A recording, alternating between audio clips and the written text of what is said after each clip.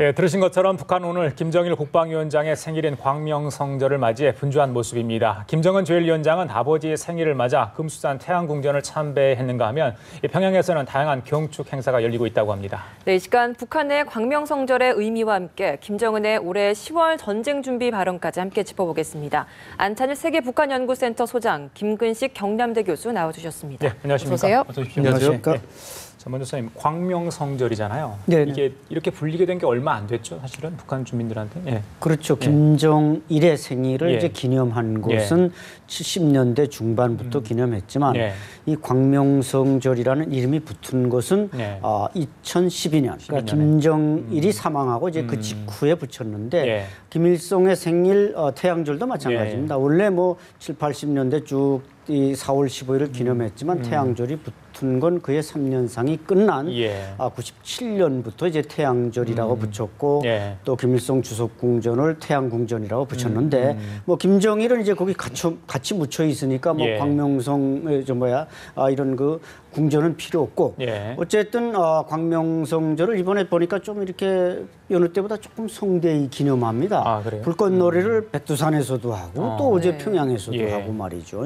그래서 이런 걸 보면은 김정은이 이제 어떻게 보면 김정일과의 서서히 고별 수순에 들어가는 건 아닌지 그러니까 성대하게 하지만 일단 올해 지나서 이제 광복 70주년, 뭐 노동당 창당 70주년이 지나면은 뭔가 자기 시대를 열어가는데 좀 아버지는 좀 이제 작별하자 이런 식으로 가는 것이 아닌가 하는 느낌을 이번에 받았습니다. 그래, 오늘은 이제 북한이 공휴일이지 않습니까? 그렇죠.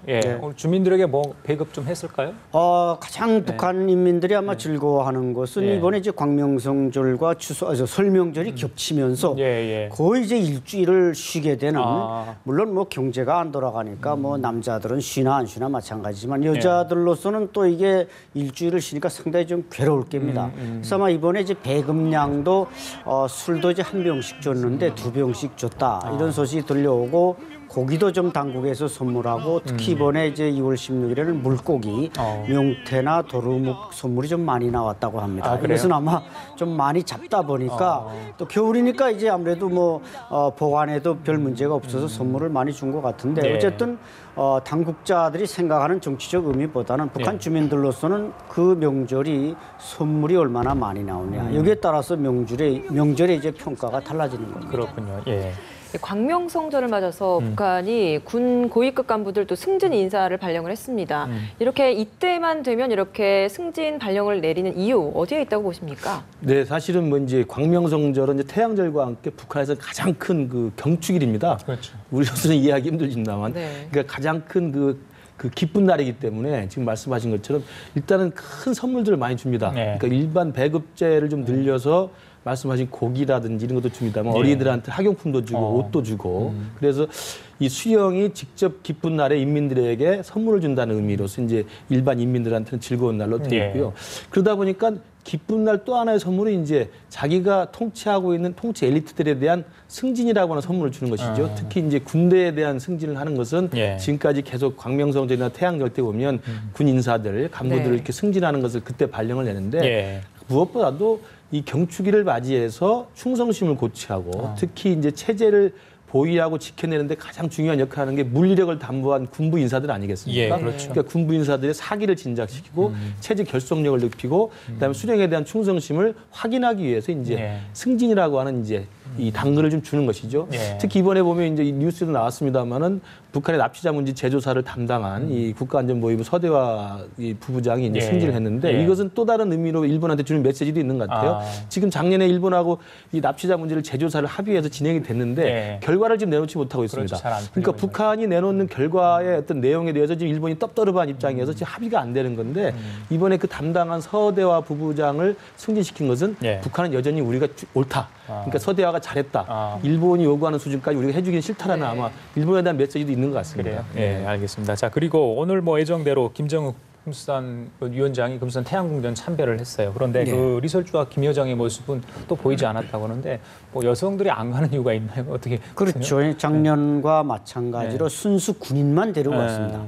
그러니까 이 이설주나 김여정이를 빼놓아야 되니까 민간인은 싹 빼고 심지어 최용해까지도 뺐습니다. 이름에 빠졌더라고요. 빼고 이제 군서열 1위인 총정치국장, 2위인 무력부장, 3위인 이제 총참모장 이게 싹 뺐는데 그 뒤에 이제 윤정린 보위사령관이 대장에서 상장으로 강등됐는데 아직도 이제 대장으로 보임하지 않았고 자, 김 교수님께서 그 군인사에 대해서 잘 설명해 주셨지만 김정일 생일 때는 이제 상장 이하, 군단장급 이하만 인사를 하고 이제 태양절 4월이 오면은 또 대장 차수 원수급도 인사를 단행합니다. 아마 이제 오는 한 2달 후에 두세 달 후에 이제 태양절 때는 어떤 인사를 누구를 이제 대장에 임명하고 또 승진시키고 이거 할지 그러니까 이 상장 이하는 최고사령관 명령으로 하지만 또 대장 이제 차수 이런 거 올라가면 이제 당중앙 군사위원회, 국방위원회 이런 이제 공동 명의로 해서 계급을 수여하는 그러니까. 뭐 북한으로서는 별로 이제 고위 엘리트들에게 줄 수 있는 선물, 뭐 명함 시계라든지 이제 그 어떤 물질적 인센티브는 다 고갈됐고 이제 별이나 달아주는 걸로 충성심을 유발시키는 이런 행사를 이번에도 어김없이 진행을 했습니다. 자 교수님 과거 보면 김일성 생일이 태양절인가요? 그리고 이제 광명성절에 그렇죠. 뭐 장거리 로켓도 발사하고 소위 말해 축포를 자기 나름대로 이제 터뜨리는 모습을 보여주지 않았습니까? 그런데 이번에는 사실은 없었어요. 뭐 이후에라도 뭐 있을까요? 태양절이 좀 남았지 않습니까? 아직. 뭐 그러니까 김일성 생일 태양절하고 김정일 생일 광명성절에 뭐 반드시 뭐 미사일을 쏜다 이런 법칙은 없는데요. 지난 이제 김정일이 죽은 다음에 2012년이죠. 그 다음에 4월달에 이제 장거리 미사일 발사를 했는데 실패를 했었죠.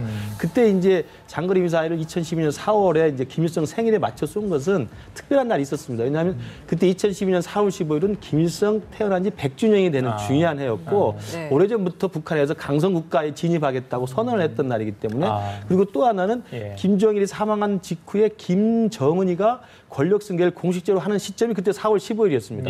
그때 당 대표자회도 열고 최고인민회도 열어가지고 당 총서기하고 국방위원장직을 다 물려받은 그 시점이었기 때문에 말씀하신 대로 김일성 100주년, 그다음에 김정은의 취임 축하라고 하는 축포, 정치적 축포의 의미였기 때문에 장거리 미사를 쐈던 거고요.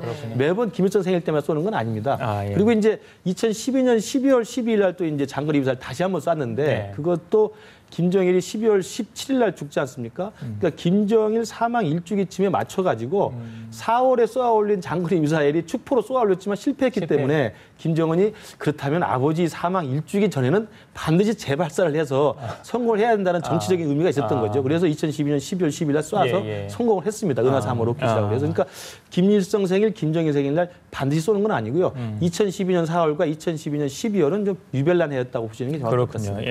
알겠습니다. 이 광명성절을 기점으로 참 많은 일들이 일어나고 있는데 또 이제 북한이 광명성절을 앞두고 대규모 반미 결의 대회를 열었습니다. 이 속셈은 어디에 있다고 보십니까? 이것은 아마 광명성절이 계기가 됐겠습니다만 지난 연말 이제 오바마 대통령이 북한 붕괴론을 말하지 않았습니까? 북한은 반드시 붕괴한다. 그것도 어떤 물리력이 아닌 사이버 이런 전력으로 붕괴시키겠다. 이렇게까지 선언했으니까 북한으로서는 여기에 지금 겁을 집어먹은 겁니다. 실제로 뭐 인터뷰라든지 이런 영화가 북한에 주는 임팩트가 강하다. 이걸 이제 오바마 대통령이 깨닫고 아마 그런 공세를 앞으로도 계속하겠다. 뭐 인터뷰 2, 3까지 이제 계속 나갈지도 모른단 말이죠.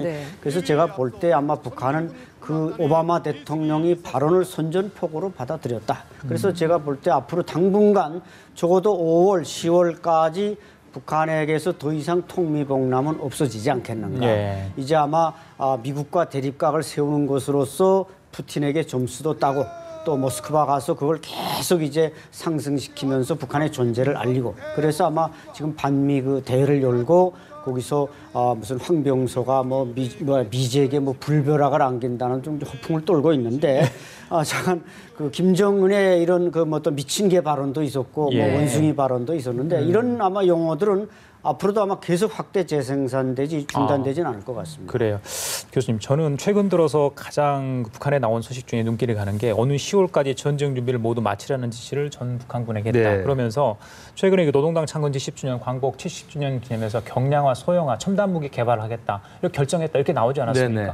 굉장히 의미를 좀 둬야 될 것 같은데 생각합니다. 맞습니다. 이제 바로 얼마 전에 당 정치국 결정서라는 형식이었죠. 그러니까 북한의 첨단 무기들을 이제 지능화, 무인화, 뭐 경량화, 정밀화한다는 이야기를 보통 그 어떤 단체도 아니고 보통 지휘도 기구도 아니고 정치국에서 공식 결정한 것은 북한의 어떤 군사력 상승, 군사력 증강이라고 하는 부분, 그다음에 남조선과 미국에 대한 군사적 태세 강화 이런 부분들을 굉장히 중요한 지금 정치적 결정으로 확정한 거라고 볼 수가 있습니다. 이것은 2013년에 이른바 이제 당 중앙위원회에서 이른바 병진 노선, 핵무장력과 경제 건설을 병진하겠다라는 그 병진 노선의 채택과 더불어서 이번에 정치국 결정서는 북한이 이 조금 요즘에 나아진 경제 사정의 어떤 호전 상황을 좀 빌미로 해서 군사력에 굉장히 많은 투자를 하는 것이라고 볼 수 있고요.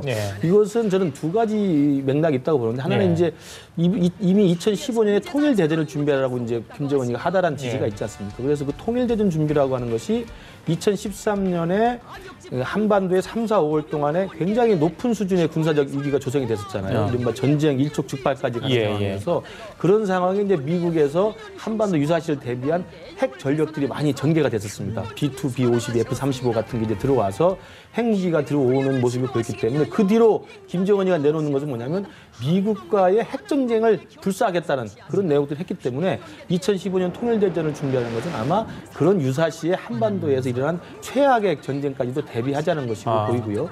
또 하나는 이제 이 10월 달을 특정하게 명시하는 이유는 잘 아시다시피 10월 10일이 이제 당창건 기념일입니다. 그래서 금년 2015년 10월 11일은 우리는 해방 70주년, 광복 70주년이지만 북한에게는 당창건 70주년이라는 것은 오히려 광복 70주년보다 훨씬 더 중요한 의미를 그 사람들 갖고 있기 때문에 당이 창건된 70주년에 자기들이 무언가 대외적으로 과시할 만한 국력의 어떤 신장된 모습을 보여주기 위해서는 군사력의 강화, 또 어떤 전쟁의 준비 이런 것들에서 아마 박차를 가하기 위해서 정치적으로 주문한 게 아닌가 이렇게 생각이 듭니다. 그래요. 알겠습니다. 네, 김정은이 최근에 좀 또 평양 공중 시찰하는 사진이 공개가 됐습니다. 미래 과학자 거리를 시찰했다고 하는데 최근 계속해서 이렇게 좀 전용기를 타고 시찰하는 모습이 공개가 되고 있거든요. 그렇죠. 김정은이 이렇게 유독 전용기 사랑에 빠진 이유 어디에 있다고 보십니까? 이번엔 별로 멀지도 않더라고요. 네, 가까운 거리였거든요. 네, 우선 최초입니다. 전용기라 저 인천에 그때 김정은 전용기가 황병서나 빅3가 타고 왔지만 그때 국적 비행기라 그랬지 전용기란 말을 쓰지 않았습니다. 근데 우리 한국 언론에서 이렇게 자꾸 전용기라고 쓰니까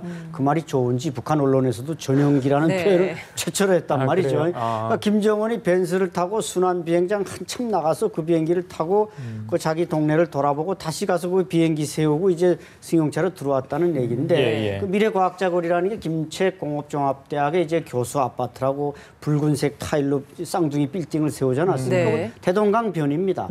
거길 들어서 쭉 돌아봤다는 것은 이제 자기 시대에 어떤 과시욕도 있고 그러니까 김정은은 어떻게 보면 3, 4년 전에 짐펄기를 탱크를 타고 출발했습니다. 근데 3, 4년 만에 이제 비행기로 하늘에 날아올랐으니까 개인적으로는 상당히 업그레이드 됐습니다. 근데 문제는 북한 인민도 땅바닥 걸어다니던 사람이 비행기로 날아올랐느냐 이게 문제가 되겠습니다만은 어쨌든 김정은이 자기가 먼저 날아올라서 인민들도 날아오르게 만든다면 더없이 바랄 것이 없는데 이것은 아마 이제 모스크바 방문을 계기로 또 이렇게 그 말하자면 비행기 또 시범운행도 하고 그다음에는 또 이제 그 말하자면 김정일이 과거 뭐 고소공포증이 있다고 하지만 제가 볼 때는 그 사람은 고소공포증보다도 그 비행기의 추격, 요격에 대한 두려움 때문에 못 탔거든요. 근데 이 사람은 자신 있게 나는 탄다. 아마 평양시가 한국전쟁 이후에 항공기가 저렇게 낮게 나른 건 아마 최초일 겁니다. 그래서 평양 시민들에게 우리 젊은 지도자가 공중을 저렇게 날아다니고 우리를 이끌고 있다. 어떤 과시용 이런 목적이었어요. 그래요. 교수님, 러시아제 비행기인 것 같아요. 뭐 개조를 해서 좀 실내도 지금 계속해서 보여주고 있는 상황인데 뭐 자세히 보니 카메라의 오른쪽 엄지 손가락인가 이게 시꺼멓게 멍들어 있는 화면이 잡혔다고 일부 언론에서 보도도 됐어요. 어떻게 다쳤는지 모르겠습니다만 일단 비행기는 좋아하는 것 같아요. 이번에 또 뭐 우크라이나 안토노프 비행기 있고 뭐 하나 구입했다고 하는데 이 비행기 좋아하는 이유 방금 소장님도 이야기했지만 특별한 사연이 있을까요? 젊은 지도자이고요. 그다음에 서방에서 젊었을 때 이제 또 공부를 하면서 서방의 문물을 경험했기 때문에 제가 볼 때 김정은 체제에 들어와서 김정은이 아버지 김정일과 다른 리더십 스타일을 보여주는 것 중에 여러 가지 중에 하나가 뭐냐면 지금 말씀하신 국제적 규범을 따르려고 하는 게 있습니다. 그러니까 글로벌 스탠다드에 맞추려는 노력들이 있는 거죠. 왜냐하면 아버지 김정일이랑 같은 비행기 타고 다닌 적이 한 번도 없었고 그다음에 외부의 어떤 공개된 행사라든지 투명한 어떤 절차라든지 일정들을 소화하지 않았단 말이죠. 은둔형의 폐쇄적 리더십이라고 한다면 김정은은 보여줄 거 다 보여주겠다. 그다음에 투명하고 공개적이고 그다음에 국제 규범에 따른다는 입장을 가지고 있어요. 대표적인 게 이제 영부인을 대동하고 다니는 거죠. 네. 김정일 같으면 김정일 부인이 누군지 아무도 모르는 거 아닙니까? 그렇죠. 그러나 영부인을 데리고 공식 행사에 나선다는 거. 그다음에 이런 전용기를 타고 다니면서 행사를 한다는 것도 상당히 이른바 우리가 생각하는 세계적 수준의 대통령이나 지도자급에 맞춘다는 생각이 들어요. 그래서 저는 이번 전용기라든지 비행기 사랑은 서방의 경험과 젊은 지도자의 경험 플러스 이제 아버지와는 달리 굉장히 투명하고 공개적인 국제 규범에 맞는 리더십 보여주겠다는 것이고요. 엄지손가락은 제가 볼 때 뭐 정확히는 모르겠습니다만 우리가 엄지손가락에 시커멓게 멍드는 건 대부분 어디에 끼인 경우가 많습니다.